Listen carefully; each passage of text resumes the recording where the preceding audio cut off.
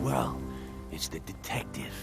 Tracking down another wayward husband to his mistress? Why?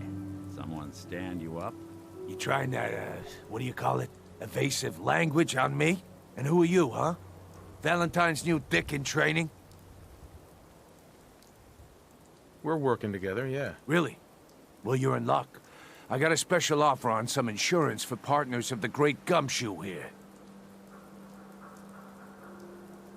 Insurance? That's right. Insurance. Personal protection, like. You hand over everything you got in their pockets, or accidents start happening to you.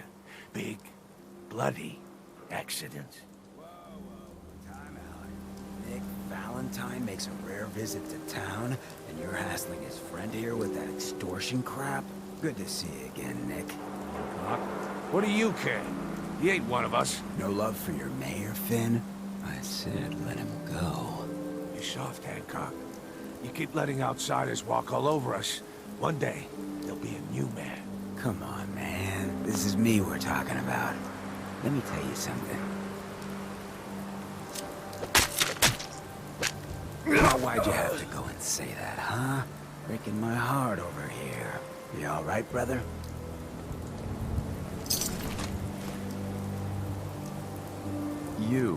You're a ghoul? That's right. Like my face. I think it gives me a sexy King of the Zombies kind of look.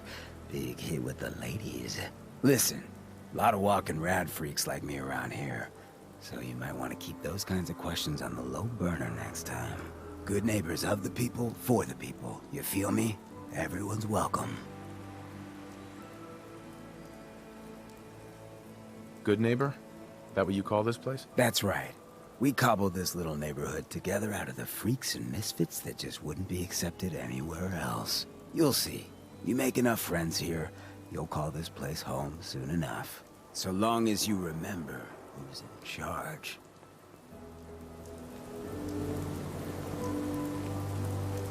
Brotherhood of Steel better stay out of Good Neighbor. All I'm saying. Oh, new face walks into my store. A new player in Good Neighbor. Hello, little pawn. Welcome to our club. Now, I've seen a lot of crazy stuff in my time, but a flying ship?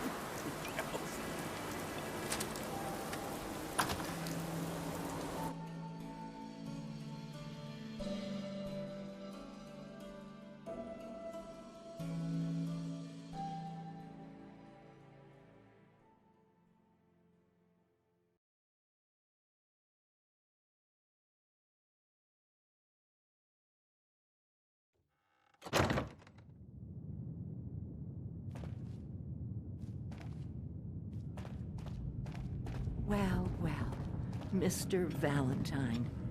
I thought you had forgotten about little old me. May have walked out of the den, Irma, but I Here never for walk Amari. out on you. She's downstairs.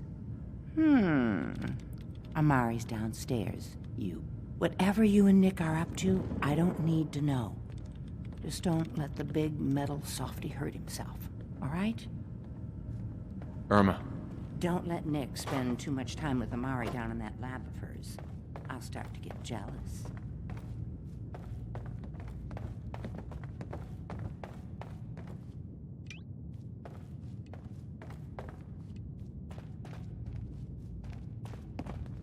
Dr. Amari? Yes? I take it this isn't a social call. Hell yeah.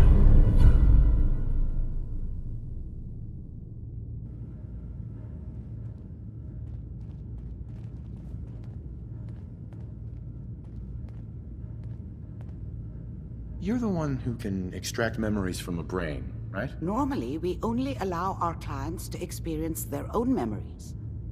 Now, what's this all about? We need a deep dig, Amari, but it's not gonna be easy. The perp, Kellogg, is already cold on the floor. Are you two mad? Putting aside the fact that you're asking me to defile a corpse, you do realize that the memory simulators require intact, living brains to function. Isn't there some way to make this work? This dead brain had inside knowledge of the Institute, Amari. The biggest scientific secret of the Commonwealth. You need this, and so do we. Fine. I'll take a look. But no guarantees. Do you have it with you? How much of the brain do you need exactly? That is not an encouraging question. I suppose I'll have to make do with whatever you can find. Here's what I could find. What's this? This isn't a brain. This is... Wait.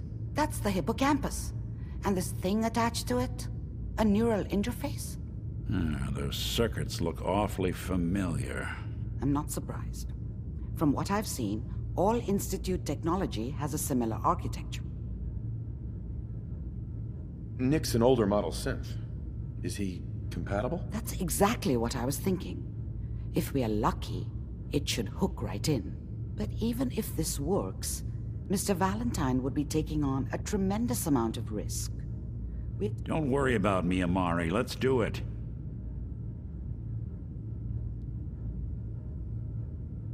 I appreciate this, Nick. You can thank me when we've found your son. All right, let's do this. Whenever you're ready, Mr. Valentine, just sit down. If I start cackling like an old grizzled mercenary, pull me out, okay? Let's see here. I need you to keep talking to me, Mr. Valentine. Any slight change in your cognitive functions could be dire. Are you feeling any different? There's a lot of flashes. Static. I can't make sense of any of it, Doc. That's what I was afraid of. The mnemonic impressions are encoded. It appears the Institute has one last failsafe. There's a lock on the memories in the implant. How do you lock memories? The implant is encoding all the mnemonic activity in the hippocampus. Think of it like computer encryption, and we don't have the password. Let's see. A single mind wouldn't be able to crack it.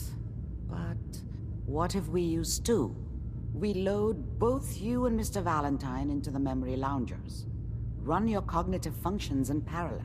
He'll act as a host, while your consciousness drives through whatever memories we can find. Any idea what I'm gonna see in there? I have no clue. But considering we only have a single piece of the medial temporal lobe and not the whole brain, I doubt it'll be cohesive. All right, let's get started. Just sit down over there and keep your fingers crossed. See you on the other side. Nick. Sit down if you're ready. Let's do this.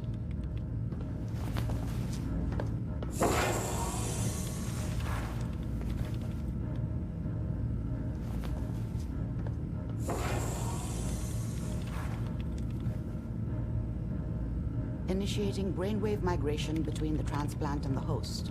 Mnemonic activity coming from the transplant. It's degenerated, but it's there. We're going to load you into the strongest memories we can find. They might not be stable. Just hold on.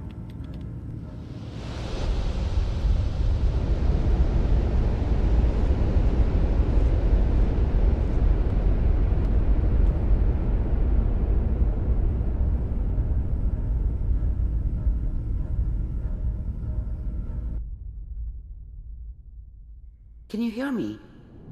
Ah, good. The simulation appears to be working, although the memories are quite fragmentary. I'll try to step you through the intact memories and hope we find one that gives us some clue to the Institute's location.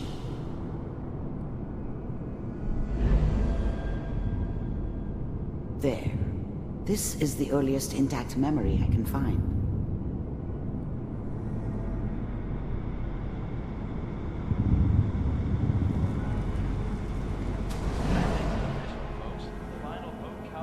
Turn down the goddamn radio! I'm trying to sleep! Remember, you are experiencing these memories as Kellogg. This may prove disorienting at Mom first. knew how it was. She wasn't soft, but she loved me in her way. And she protected me from Dad. That cost her more than a few beatings. I never knew what happened to her after I left. I didn't want to know. Not then. I was such a dummy back then. What did I know about how the world worked? I think now she wanted me to kill him. I should have. Instead, I ended up running away. I told myself I wanted to find somewhere out from under the thumb of the NCR and all their rules. But really, I was running from the guilt of not protecting her from Dad. Yeah, it doesn't matter now, though. Dad was either drunk or not around. I guess he must have run with one of the raider gangs, but I never really knew what he did. Don't know why Mom was with him. Maybe at some point in his life he wasn't a complete asshole.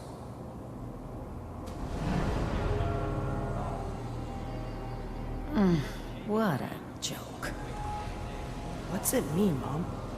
Nothing, Connie. People like to talk and hope someone else is going to keep them safe. Teacher at school said the NCR would bring back the good old days. Like before the big war. Don't you listen to that twaddle. I'm going to stop singing you if that's what they're teaching you. I'm going out. Where the fuck did you put my boots? Listen to me, Connie. You take this. You're old enough. You're the man of the family now. It's your job to protect us. Your father's useless, but you won't turn out like him.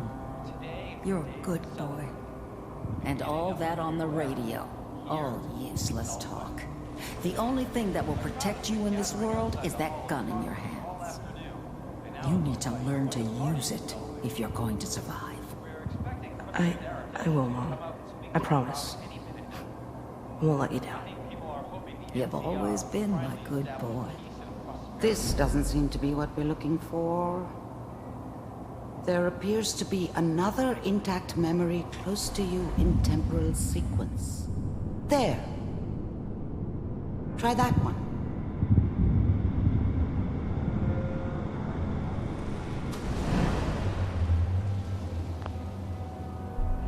The thing about happiness is you only know you had it when it's gone. I mean, you may think to yourself that you're happy, but you don't really believe it. You focus on that petty bullshit or next job or whatever. It's only looking back, by comparison with what comes after, that you really understand that's what happiness felt like. I was the worst thing that ever happened to her. If she'd never met me, she'd have stayed in the hub, maybe hooked up with someone who didn't kill people for a living.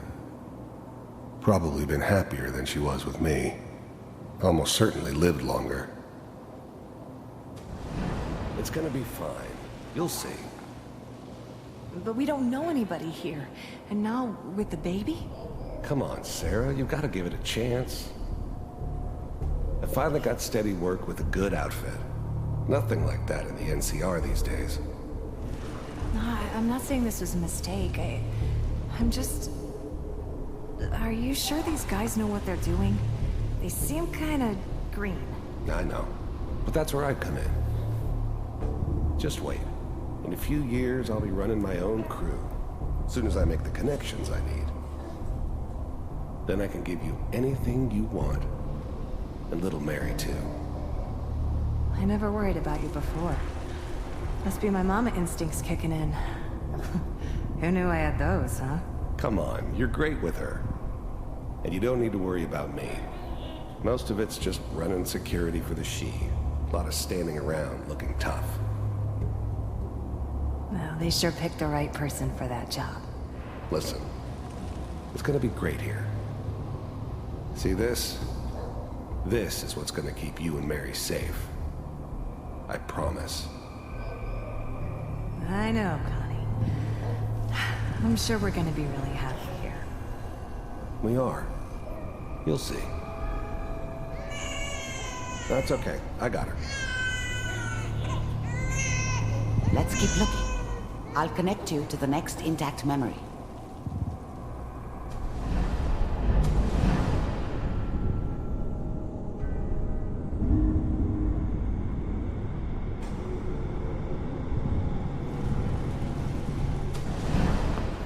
How did you think this was gonna end, Kellogg?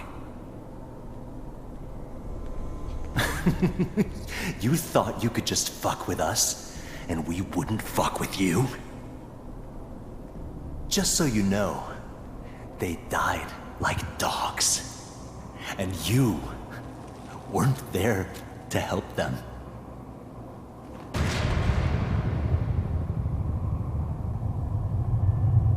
I found another memory to try. I'll connect you.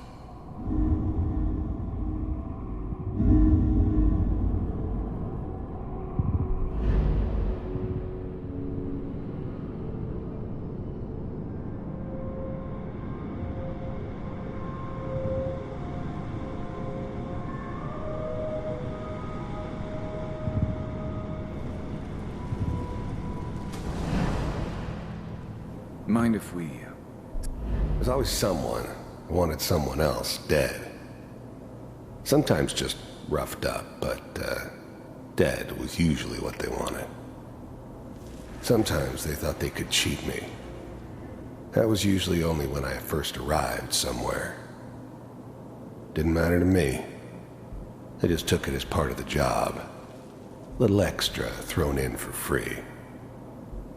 I always got paid in the end. I didn't care where I was going. Ended up mostly wandering east. Getting as far away from San Francisco as I could, maybe. Suit yourself.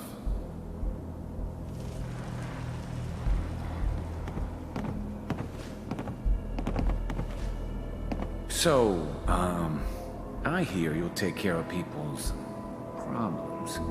Is that right? If you pay me. Oh, we'll pay you. And, you'll do this all by yourself? That's right. We pay you when the job's done. Is that okay? That's the way you want to do it? So who do you want dead?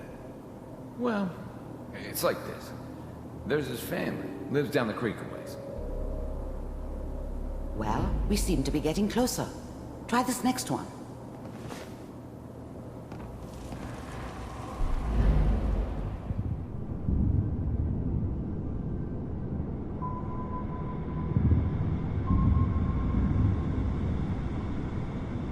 Mr. Kellogg, I'm glad you decided to meet with me. So, you're with the Institute. I wanted to see for myself if you really existed. We do, as you can see. What do you want? It's come to my attention that you've been rather disruptive of our operations lately. This must stop. I do what people pay me to do. If that's a problem for you, I could see only one way out. And what's that, Mr. Kellogg? If I'm working for you, there's no more problem. From what I hear, you can afford me. I don't think you fully understand the situation you're in. I think I do. Very well. B-748, initiate.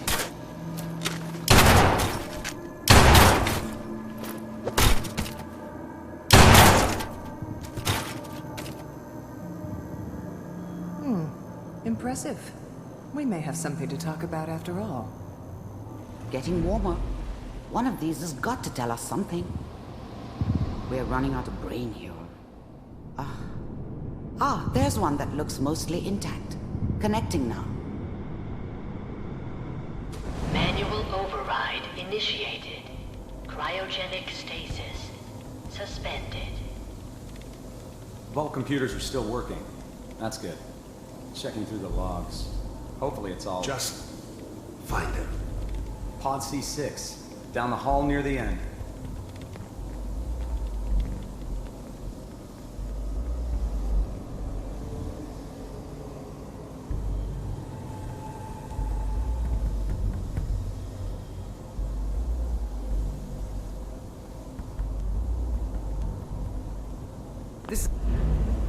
I'm glad I didn't have to kill the kid.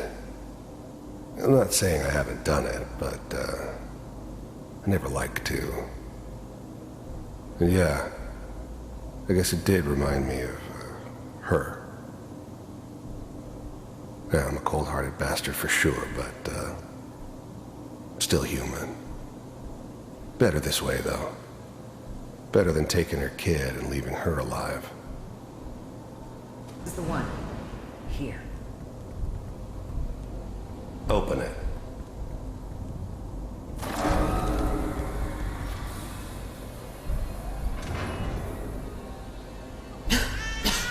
Is it over? Are we okay? Almost. Everything's gonna be fine. Come here. Come here, baby. No, I've got him. Let the boy go. I'm only gonna tell you once. I'm not giving you Sean! God damn it. Get the kid out of here. Let's go. At least we still have the backup. Cryogenic sequence reinitialized. What's the holdup? I'm almost finished, Kellogg. I just need to confirm. Come on. All right, we're good. I'm sorry you had to go through that again. I found another intact memory. Whenever you're ready.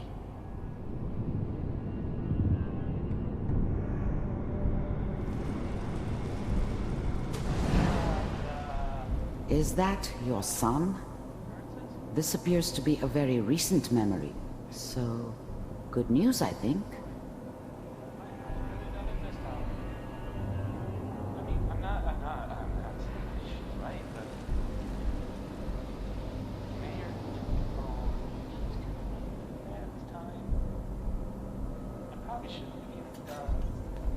Kellogg. It's okay.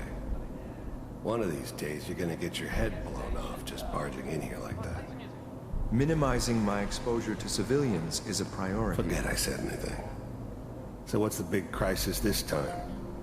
New orders for you. One of our scientists has left the Institute. Left? As in? He's gone rogue. Name's Dr. Brian Virgil. We know he's hiding somewhere in the glowing sea. Here's his file. Wow. Some heads are gonna roll for this. Capture and return, or just elimination? Elimination. He was working on a highly classified program. No kidding. One of the top bioscience boys? Damn. So, I guess you're taking the kid back with you. Affirmative. Your only mission is to locate and eliminate Virgil. You're taking me home to my father? Yes. Stand next to me and hold still. Okay.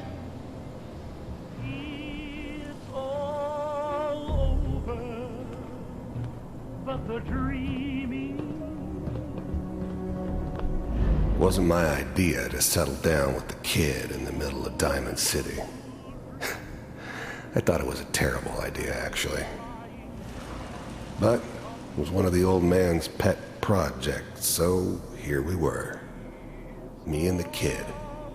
Like a happy little family. I ended up kind of liking it. A reminder of what my life might have been if things had turned out differently. But there's no going back. I knew it was just temporary. It'd be back to normal business before too long.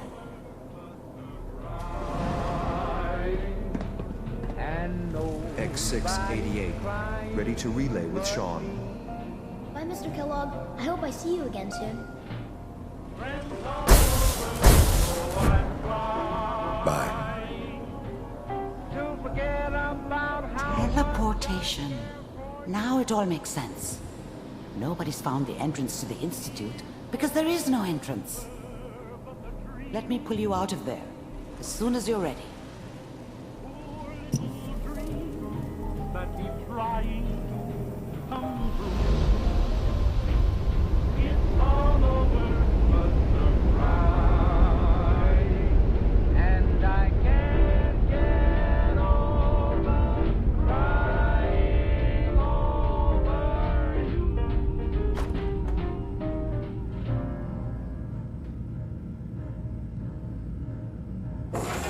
Slow movements, okay? I don't know what kind of side effects the procedure might have had. No one's ever done this before. How do you feel? Am I okay?